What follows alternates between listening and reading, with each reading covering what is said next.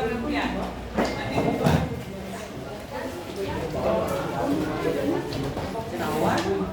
Sistem reproduksi merupakan suatu sistem yang bertujuan untuk menghasilkan keturunan.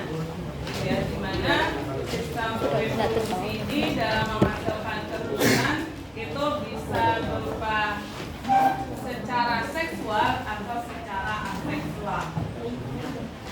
Sistem reproduksi itu merupakan suatu sistem yang menghasilkan tujuannya atau bukan tujuan ya, menghasilkan keturunan baik itu secara seksual ataupun secara aseksual. Tujuannya berapa? Menghasilkan gamet, ya, karena tidak semua di sini menghasilkan gamet. Ya. Reproduksi itu tidak selamanya selalu menghasilkan gamet. Buktinya yang reproduksi secara aseksual, walaupun tidak ada gamet yang mengalami proses fertilisasi, tetap dia bisa menghasilkan keturunannya. Tujuan dari sistem reproduksi itu adalah melestarikan keturunan agar tidak punah. Itu ya. Artinya spesies ini akan selalu ada. Itu ya. Makanya kalau dibilang menghasilkan gamet, dan selamanya sistem reproduksi itu menghasilkan gamet. Misalnya yang reproduksi secara aseksual itu kan tidak menggunakan gamet dalam menghasilkan keturunan, tapi menggunakan bagian tubuhnya untuk menghasilkan keturunan. Jangan makan dulu, ditaruh dulu makanannya, ya.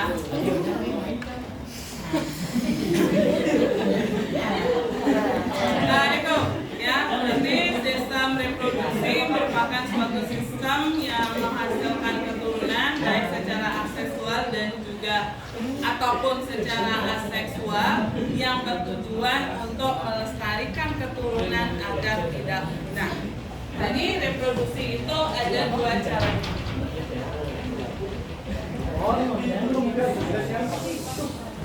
Ada reproduksi secara seksual dan reproduksi secara aseksual. Kalau reproduksi secara seksual berarti di sini terjadi proses apa namanya? Ya, peleburan, pembuahan atau istilahnya fertilisasi. Ada fertilisasi yaitu peleburan antara gamet jantan yaitu sperma atau disebut juga spermatozoa atau spermatozoid, boleh saja yang mana digunakan istilahnya, dan juga ovum atau sel telur yang nanti akan menghasilkan fertilisasi. Sperma sama ovum menghasilkan apa? Zigot. Zigot inilah yang nantinya akan tumbuh menjadi embrio. Embrio akan menjadi janin. Itu kalau misalnya pada manusia. Itu ya, kalau pada organisme lainnya zigot, embrio menjadi misalnya hewan yang muda atau imago, kemudian hewan yang dewasa misalnya. Ya, intinya adalah kalau reproduksi secara seksual itu ada proses fertilisasinya. Sedangkan reproduksi secara aseksual berarti di sini tidak ada proses fertilisasinya, tapi menggunakan bagian tubuhnya ya untuk penambahan organisme. Di mana contoh reproduksi secara aseksual itu misalnya, kalau reproduksi secara aseksual itu terdapat pada organisme yang boleh dikatakan organisme yang tingkatannya masih rendah, misalnya kalau hewan-hewan invertebrata. Salah satunya dengan cara membentuk tunas misalnya. Tunas di sini tidak hanya pada tumbuhan, tetapi pada organisme, misalnya salah satu contohnya adalah hidra. Nanti boleh diusik hidra itu seperti apa. Hidra itu mirip seperti pohon, ya, tapi dia merupakan hewan berongga atau dikatakan hewan kolenteraka. Itu ya. Dia memiliki tunas. Tunas inilah yang akan putus dan akhirnya tunas ini tumbuh di daerah dasar dari laut itu, di tempat yang cocok. Tunas inilah yang menjadi individu baru. Itu ya. Ini contohnya adalah pada hewan hidra, pada invertebrata. Kemudian contoh aseksual lainnya itu adalah pada ubur-ubur. Ubur-ubur itu dia metagenesis, ya, artinya dua bisa. Hidra juga hampir sama. Artinya selain reproduksi secara seksual, dia juga mengalami proses reproduksi secara aseksual, yaitu dia akan membentuk evira namanya. Evira itu merupakan kumpulan, boleh dikatakan kumpulan dari ubur-ubur yang masih belum mengalami proses tumbuhan. Artinya evira ini semacam kayak lempeng yang ngumpul jadi satu, gitu ya. Bisa dipusing. Ini harusnya kelas 10 ini, tapi karena di kelas 10 itu materi tentang invertebrata itu benar-benar dikurangi, jadinya proses reproduksi secara seksual atau yang metagenesis pada hewan itu tidak dijelaskan, ya. Dan itu penting lanjut karena di kelas 11 juga, ya. Itu evira namanya. Ya. Intinya adalah kalau reproduksi secara aseksual itu tidak menggunakan gamet untuk menghasilkan keturunan, tapi dia menggunakan bagian tubuhnya untuk menghasilkan keturunan. Dan yang mengalami proses reproduksi secara aseksual kalau itu pada animalia atau hewan, yaitu hewan yang tingkat rendah, gitu ya. Contohnya seperti hewan invertebrata. Kalau yang seksual itu lebih ke hewan yang tingkatannya lebih tinggi. Salah satu contohnya yang termasuk ke dalam vertebrata atau hewan-hewan yang memiliki tulang belakang, misalnya mamalia. Kita termasuk mamalia di dalamnya. Kemudian ada apes atau burung, unggas masuk ke sana. Reptil, itu ada ular, penyu dan sebagainya. Kemudian ada amfibia, ada kasa, kodok. Kemudian juga ada pisces, itu ikan. Baik itu ikan yang berukuran kecil sampai ikan yang berukuran besar. Itu reproduksinya. Kemudian fertilisasi ada dua jenis juga. Ya, berdasarkan tempat terjadinya fertilisasi ada dua jenis fertilisasi.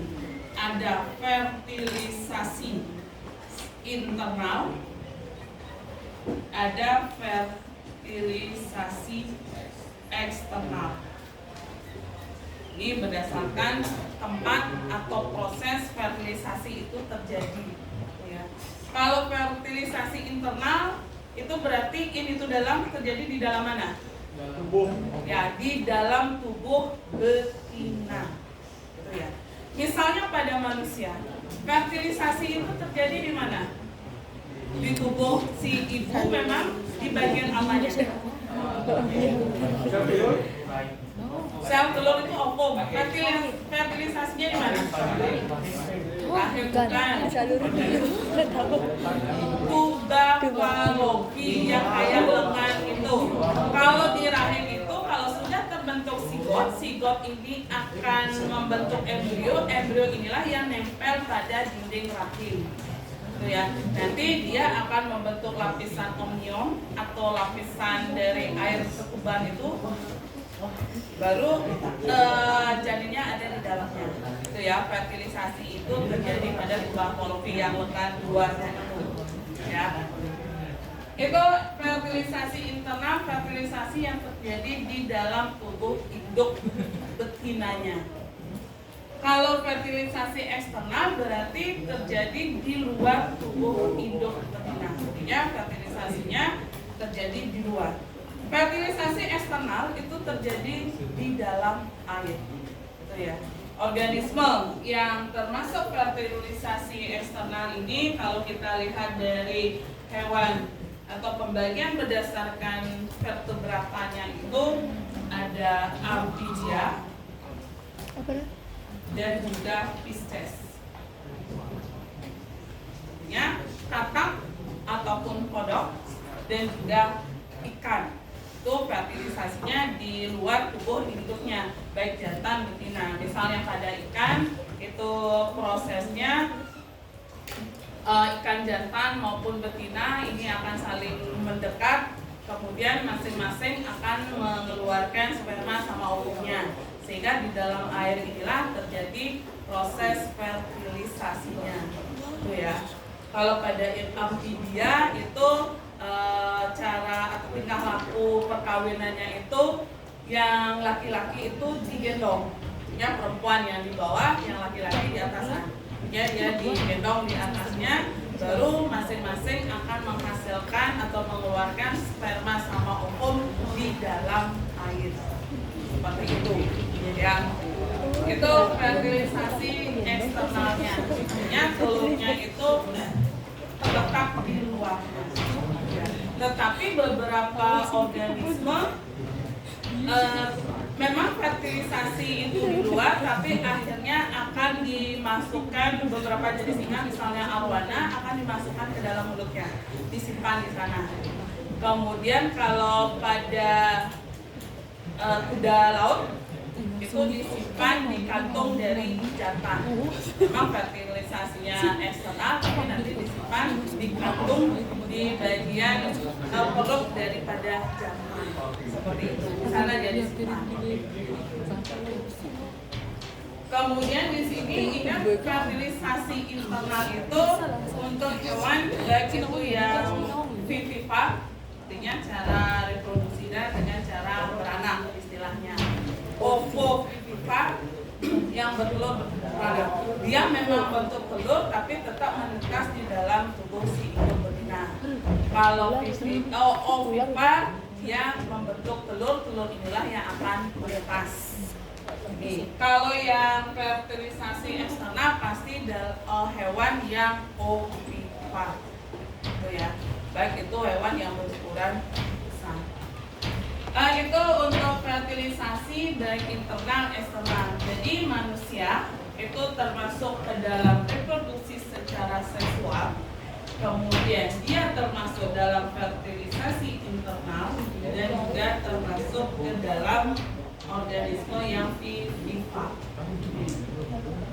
Ya. Itu untuk reproduksi pada manusia. Ya, kita sekarang sudah fokus untuk reproduksi pada manusia. Baik, sekarang kita ke alat-alat reproduksi, di mana tadi sudah definisi sudah bagian reproduksi. Reproduksi pada laki-laki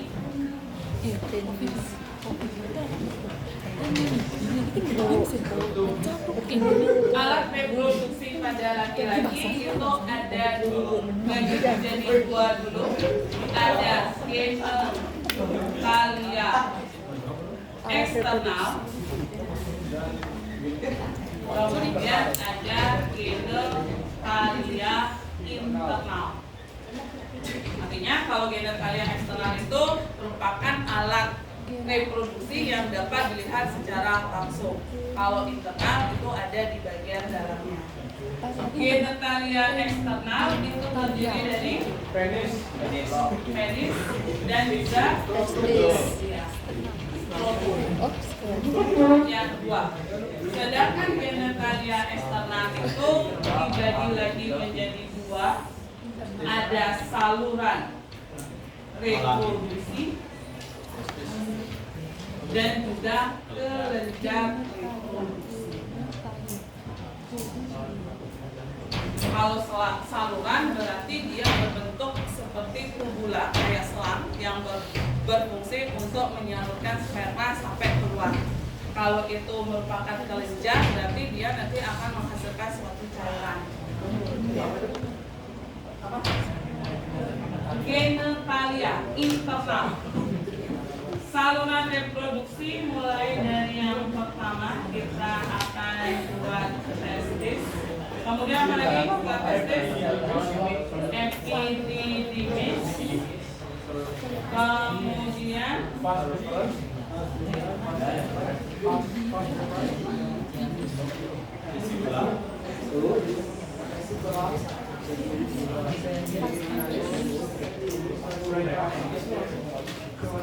vesicula seminalis atau juga disebut kantong semen atau kantong air beri. Semen, tulisannya memang semen, tapi bacanya ada semen, jangan semen dibaca. Semen inilah yang artinya air mani. Kemudian apa lagi? Yang saluran kelenjar ke sini. Saluran ejakulasi.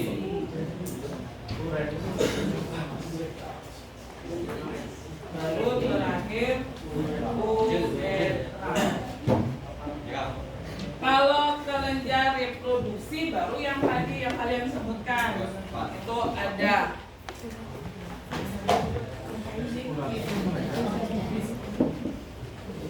kelenjar prostat, kemudian ada kelenjar upat atau bulbouretra, bulbouretra atau kelenjar upat. Lagi satu vesikula. Oh ini bukan vesikula, vesikula ke sini. Ini dihapus itu. Pas di badan saluran ejakulasi. Saluran ejakulasi itu yang B. Ini dihapus dulu. Vesikula seminalisnya. Pak. Makanya double ya. Ini D, ini D. Vesikula seminalis. Ini baru yang tadi kantong semen.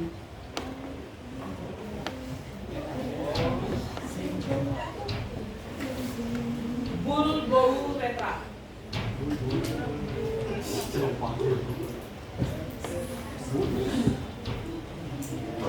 Itu merupakan bagian-bagian dari genitalia atau alat reproduksi pada laki-laki, baik yang eksternal maupun yang internal.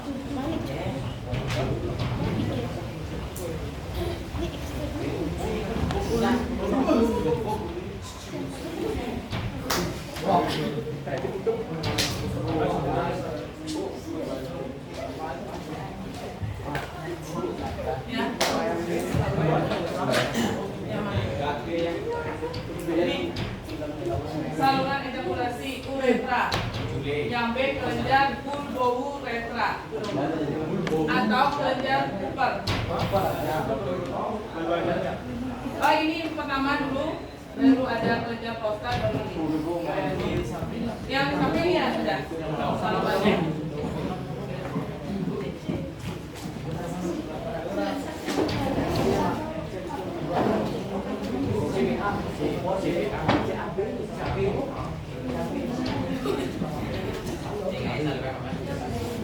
Baik, Ibu akan kirimkan gambar untuk alat reproduksinya. Nanti kita giliran menyebutkan bagiannya dulu.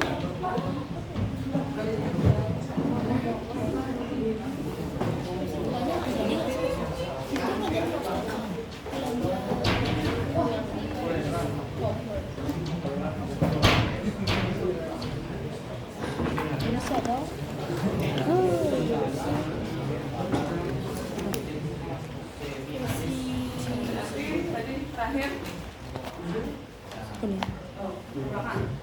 1, 2, 3, 4, 5, 6, 7, 8, 9, 10. Mulai lagi 11, kalian 11, 12. Yang dikirim di grup. Kemudian A, B, C, D, E.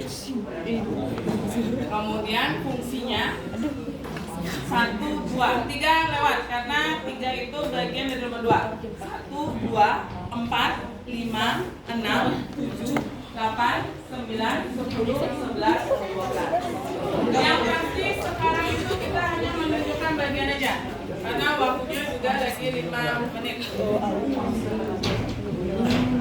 Kita kapan lagi? Kamis. Kalau kita Kamis saja, tapi bagiannya sesuai yang itu tadi. Nanti pas Kamis langsung ke depan membuat bagian-bagiannya. Kalau sudah selesai kita bahas bagiannya, baru ke fungsinya.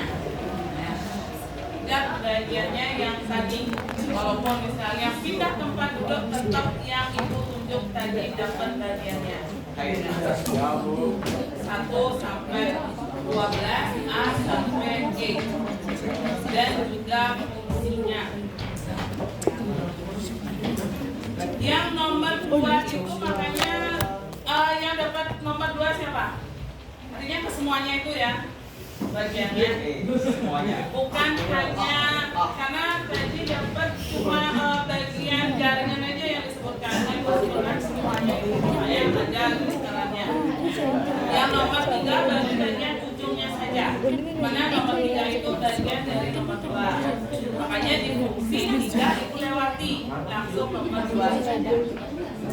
Di sini sebenarnya nomor 4 itu tidak masuk ke dalam sistem reproduksi yang nomor 4, tetapi karena ada hubungannya dengan saluran uretra, makanya itu tetap isi aja dulu, gitu ya. Makanya tetap sebutkan aja dulu di sana.